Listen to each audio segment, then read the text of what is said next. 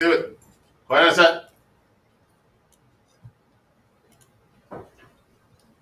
Our presentation is on client-server relationships and peer-to-peer relationships. In a client-server relationship, data management is centralized. It's focused on data management and a specific server and specific clients connected to the server. Data is stored in a centralized server, and it's more stable and scalable compared to peer-to-peer relationship.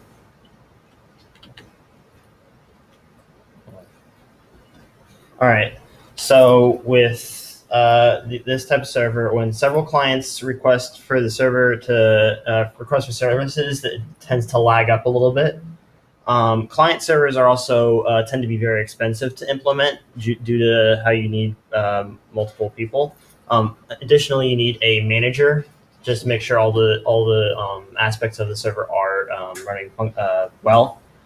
Any failure within any portion of the server will cause massive disruption within the server.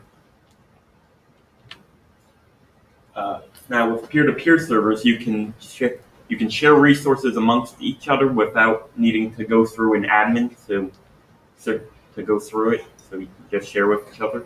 A peer-to-peer network is designed around the equals simultaneously functioning as both clients and servers who are both in charge and in use of the network. It doesn't need an expensive server because it's an individual workstation that's used per person to access the files, and it's up to the users to make sure that no viruses are introduced. All right, so just as a recap, client servers are more expensive to maintain. However, it can support many users. For example, if you're playing a video game like Battlefield, I know it might not be a good example, but they tend to hold up to 64 players on a server, in which case a client server would be needed. And any issues within the server can cause massive disruption. With peer-to-peer networks, it's cheapest to set up. There's no central server. Information is shared with other people. It's best suited for 10 people or less, and the bane of any game that involves more than one person.